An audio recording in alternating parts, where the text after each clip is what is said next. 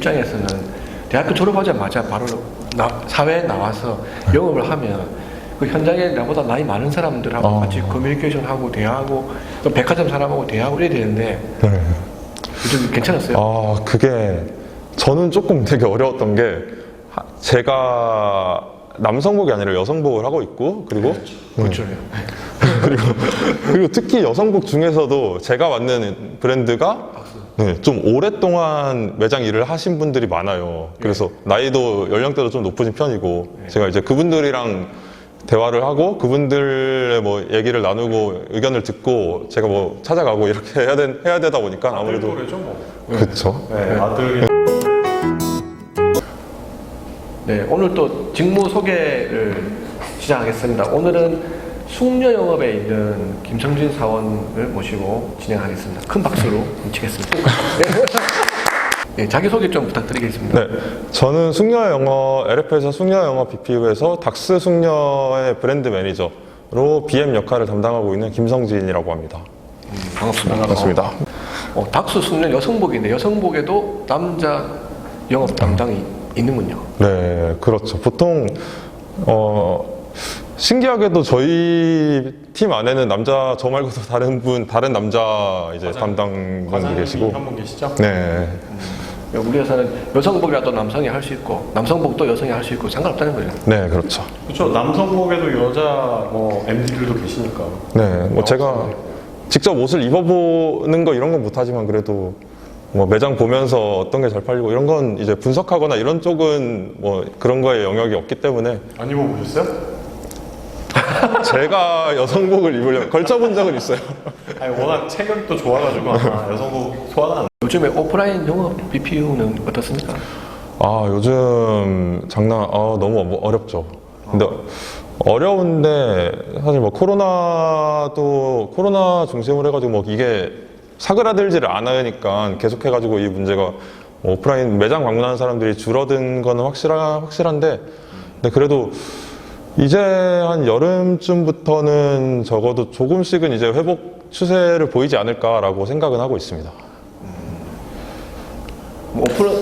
오프라인 영업 담당이니까 매장에 자주 나가야 되는데 지금 잘 못 나가고 있겠네요. 네, 아무래도 그렇죠. 이제 저희도 나가는 게 이제 뭐 어느 백화점에 코로나 확진자가 다녀갔다 이런 얘기도 많고 하니까 저희가 나가는 것도 조심스럽고 그리고 뭐 매장에서도 뭐 저희가 매장을 보통에 예전 같은 경우는 많을 때는 이제 주에 뭐 한 2번씩 이렇게 방문하기도 하는데 요즘에는 아무래도 조금 조심스럽다 보니까는 일주일에 한 번도 쉽지는 않은 것 같아요. 오프라인 영업이 하는 일이 뭡니까?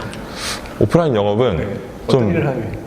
일단 제일 첫 번째는 당연히 이제 브랜드 전체 매장이나 아니면은 이제 물건이 이렇게 매장마다 전국에 이렇게 퍼져 있잖아요. 그런 물량을 관리하는 역할을 하는 건데 근데 그런 것들이 이제 제일 기본적인 역할이고 그리고 그거 외에 저희가 하는 거는 이제 뭐 경쟁사 같은 데를 보면서 어떤 데 이런 게 잘 나간다더라라는 걸 파악해서 옷을 이제 기획 쪽에 만드는 쪽으로 이런 현장 목소리를 전달하는 거 그리고 매장 대표들이 이런 옷은 이런 게 아쉽다라고 하는 전달하는 그 이제 사람들의 다른 매장에 있는 매니저들 매장 이제 대표들 판매를 직접 하시는 분들의 얘기를 다 종합해서 저희의 영업의 의견으로 전달을 하는 역할을 하고 있고요.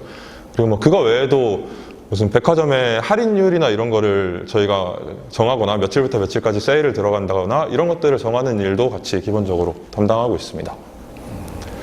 그러니까 판매 촉진 활동을 하는 거죠? 네. 에서는 대학교 졸업하자마자 바로 사회에 나와서 영업을 하면 그 현장에 나보다 나이 많은 사람들하고 같이 커뮤니케이션하고 대화하고 또 백화점 사람하고 대화하고 이래야 되는데 네. 좀 괜찮았어요? 그게 저는 조금 되게 어려웠던 게 제가 남성복이 아니라 여성복을 하고 있고 그리고 그렇죠. 그리고 특히 여성복 중에서도 제가 맡는 브랜드가 좀 오랫동안 매장 일을 하신 분들이 많아요. 그래서 나이도 연령대도 좀 높으신 편이고 제가 이제 그분들이랑 대화를 하고 그분들의 뭐 얘기를 나누고 의견을 듣고 제가 뭐 찾아가고 이렇게 해야 되다 보니까 아무래도 그렇죠. 아들이나 조카 정도. 네. 그렇다 보니까 사실 처음에는 되게 어려웠는데 근데 또 이제 나가다 보니 많이 이제 보다 보니 조금 이제 얼굴 익힌 그런 이제 매장 분들도 계시고 해서 조금씩 편해가는데 이건 뭐 어쩔 수 없이 겪어야 되는 거고 하면 만약 대학생 입장에서 이 영업을 오프라인 영업을 내가 희망한다 하는 사람이 있다면 지금 되돌아봤을 때 뭘 준비하라고 조언해 주고 싶습니까? 저는 제가 취업 준비를 할 때 제일 좀 아쉬웠던 것들 중에 하나가 저는 이제 회사 들어가기 전에 이런 매장에서 직접 일을 해보고 싶었어요. 그러니까 패션 회사 자체 조금 이제 관심도 있고 했으니까 패션과 관련해가지고 일을 뭐라도 이제 해보고 싶은데 근데 제일 어찌 보면 하기 쉬운 게 매장에서 직접 알바를 하거나 이런 거잖아요. 그렇죠. 판매 사원으로. 네, 그런 걸 면접도 봤는데 떨어졌고 몇 번. 그러셨어요? 아니 이 훌륭한 스펙을 그때도 이렇게 머리를 이렇게 하고 다니는데 그래서 떨어졌나 봐요. 가발을 쓰고 갔어요. 그래서 한 번은 면접을 보러 갔는데 혹시라도 머리를 기를 생각이 있냐 길러야 된다고 하면 그때 생각 없었지만 길러보겠다고 했는데 떨어졌어요. 그래도 우리 회사 붙었잖아요. 는 붙었잖아요. 그쵸. 저희 회사 좋은 회사인가 봐요. 그래서 어쨌든 지금 좀 이제 취업을 준비하는 사람들 중에서 뭔가 영업을 진짜로 일을 한다라고 한다면 진짜 그 매장에 있는 얘기를 듣는 게 제일 중요하거든요. 매장에서 사람들이 어떻게 옷을 파는지, 고객을 어떻게 대응하는지, 그리고 어떤 연령대의 고객이 방문을 하는지 이런 것들을 좀 알고 있으면 영업에서 이해할 수 있는 폭이 훨씬 넓어질 것 같아요. 그래서 저희 같은 경우는 실제로 처음 입사했을 때 매장에서 근무하는 기간도 따로 가지고 했었잖아요. 신입사원 교육 중에 있죠. 네. 그래서 그런 것들이 제가 진짜 취업하기 전에 실제로 그 직원으로 한번 일해봤던 경험이 있었으면 훨씬 더 이해할 수 있는 폭이 너무 넓어졌을 거다. 그리고 뭐 매장에 있는 분들이랑 얘기 나누는 것도 좀 더 쉬웠겠죠. 그 신입사원 교육 때 성진 씨는 여성복 매장에서 근무했잖아요. 그러네요. 그죠? 네. 제가 기억이 나고 제가 배치하면서 괜찮을까 이런 생각을 했었는데 괜찮은 것 같아서 굉장히 근데 매장에서 평가가 좋았던 거 엄청 좋아했던 것 같아요. 네, 좋아했던 걸로 기억을 합니다. 그래서 좋았으면 다행이네요. 제가 오늘 무슨 말을 좀 그래서 뭐 저는 첫 번째는 매장에서 근무 직접 해본 경험이 조금이라도 한 달이라도 있으면은 되게 좋을 것 같아요.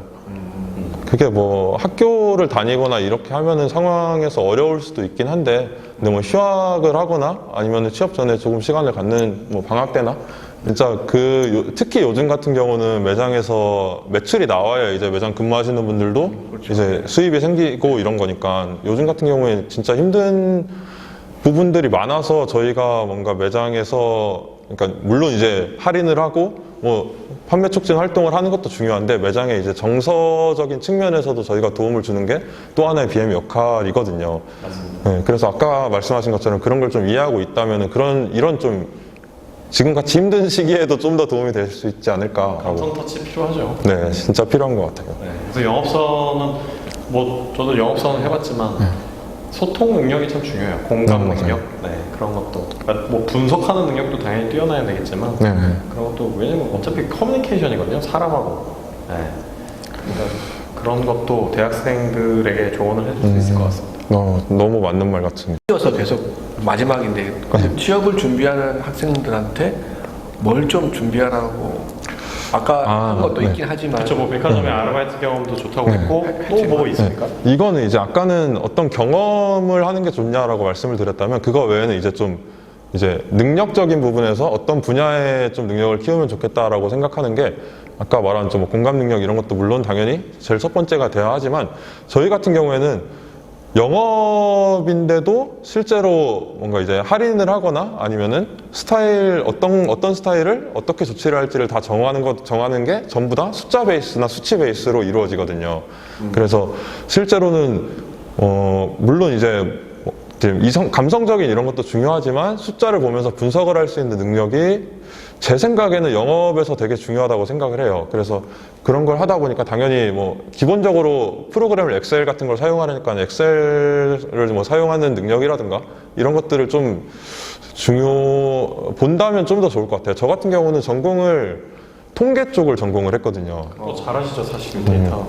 그래서 학교 다닐 때 하던 것들이 뭐 이런 데이터 쭉 나열한 다음에 이걸 가지고 어떻게 분석을 할까 이런 것들을 하는 거를 쭉 학교 생활 내내 했었는데 이런 쪽으로 능력을 키운 게 지금 영업에 되게 도움이 많이 되는 것 같아요.